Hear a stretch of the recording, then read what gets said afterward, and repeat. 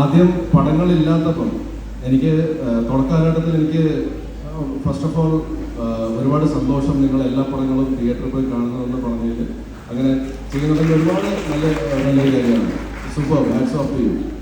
എല്ലാവരും അങ്ങനെ ചിന്തിച്ചിരുന്നെങ്കിൽ ഒരുപാട് നല്ലതായിരുന്നു. Coming back to your point, selection നമുക്ക് ഈ ഓപ്ഷൻസ് ഉണ്ടെങ്കിൽ നമുക്ക് സെലക്ട് ചെയ്യാൻ പറ്റുള്ളൂ. തുടക്ക കാലഘട്ടത്തിൽ എനിക്ക് അഭിനയം അറിയില്ലായിരുന്നു. എനിക്ക് എന്നെ തന്നെ സ്ക്രീനിൽ കാണുമ്പോഴത്തേക്കും അഭിനയിച്ചുകൊണ്ടിരിക്കുമ്പോൾ ഞാൻ തകർത്തുന്ന ഞാൻ വിചാരിച്ചോണ്ടിരുന്നത്. ഡബ് ചെയ്യുമ്പോഴത്തേക്കും അടിപൊളി, ഞാൻ വൺ ആക്ടറായിരുന്നു ഞാൻ വിചാരിച്ചത്. പക്ഷെ സ്ക്രീനിൽ ഇത് കാണുമ്പോഴത്തേക്കും എനിക്ക് തന്നെ ഇഷ്ടപ്പെടില്ലായിരുന്നു. അങ്ങനെ കുറേ പേര് പറഞ്ഞിട്ടുണ്ട് തുടക്ക കാലഘട്ടത്തിൽ എന്നെ ഭയങ്കരമായിട്ട് വെറുത്ത ആൾക്കാരൊക്കെ ഉണ്ട്. പക്ഷെ പിന്നെ പതുക്കെ പിന്നെ എനിക്കും ഇമ്പ്രൂവ്മെന്റ് ഫീൽ ചെയ്ത് തുടങ്ങി. അത് മലയാളം സിനിമ ഇൻഡസ്ട്രി എന്നെ ഒരുപാട് സപ്പോർട്ട് ചെയ്തിട്ടുണ്ട്. എനിക്ക് റെഗുലർ ഇന്റർവെൽസിൽ ഒരുപാട് സിനിമയിലെങ്കിലും 3 മാസം അല്ലെങ്കിൽ 6 മാസം കൂടുമ്പോൾ ഓരോ സിനിമ കിട്ടുന്നു. അത് അഭിനയിച്ച് എനിക്ക് എൻ്റെ പെർഫോമൻസ് ഇമ്പ്രൂവ് ചെയ്യാൻ പറ്റി. അപ്പോൾ ഒരു ഘട്ടം എത്തിയപ്പോഴത്തേക്ക് എനിക്ക് 2-3 ഓപ്ഷൻസ് കിട്ടാൻ തുടങ്ങി. അപ്പോൾ അതിൻ്റെ അകത്ത് ഒരെണ്ണം സെലക്ട് ചെയ്യുന്നു.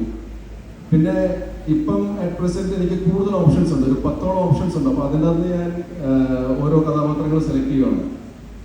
അപ്പോൾ ഓപ്ഷൻസ് കൂടുതൽ കിട്ടിയാലും നമുക്ക് അതിനകത്ത് ബെസ്റ്റ് ഓപ്ഷൻ അപ്പോഴാണത് നന്നാവുന്നത്. അപ്പം ഒരുപക്ഷെ ഇപ്പോഴത്തെ എൻ്റെ സെലക്ഷൻ നന്നാവുന്നത് എൻ്റെ ഗുണം കൊണ്ടല്ല, എനിക്ക് ഓപ്ഷൻസ് കൂടുതൽ വരുന്നതുകൊണ്ടാണ്.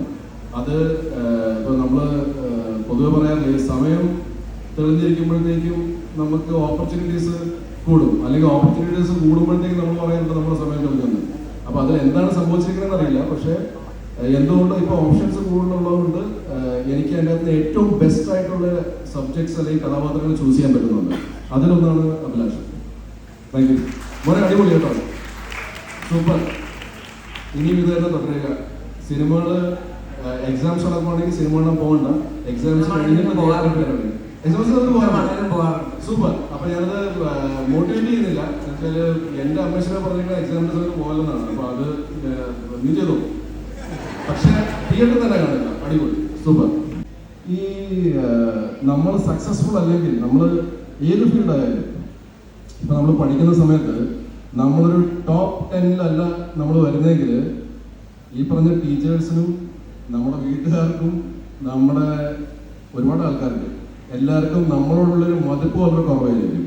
നമ്മൾ പക്ഷെ ആ ക്രീമി ലെയറിലാണെങ്കിൽ നമ്മളോട് മതിപ്പാണ്. അപ്പോൾ ഈ തുടക്ക കാലഘട്ടത്തിൽ ഏത് സമയത്തും ഏത് കരിയർ ആയാലും അവിടെയൊക്കെ സംഭവിക്കുന്ന പോലെ നമ്മൾ സക്സസ്ഫുൾ ആകുന്നവരെ കിട്ടുന്ന ഇൻസൾട്ട്സ്, ഇഗ്നോർ ചെയ്യുന്ന ആൾക്കാർ, ഇതൊക്കെ എൻ്റെ ലൈഫിൽ സംഭവിച്ചിട്ടുണ്ട്. ഞാൻ കുറച്ചുകൂടെ സെൻസിറ്റീവ് ആയത് കാരണം ഭയങ്കരമായിട്ട് എനിക്ക് ഫീൽ ചെയ്തിട്ടുണ്ട്. എല്ലാവർക്കും ഫീൽ ചെയ്യുന്ന പോലെ എനിക്ക് ഫീൽ ചെയ്തിട്ടുണ്ട്. പക്ഷെ അങ്ങനെയൊക്കെ സംഭവിച്ചിട്ടുണ്ട്.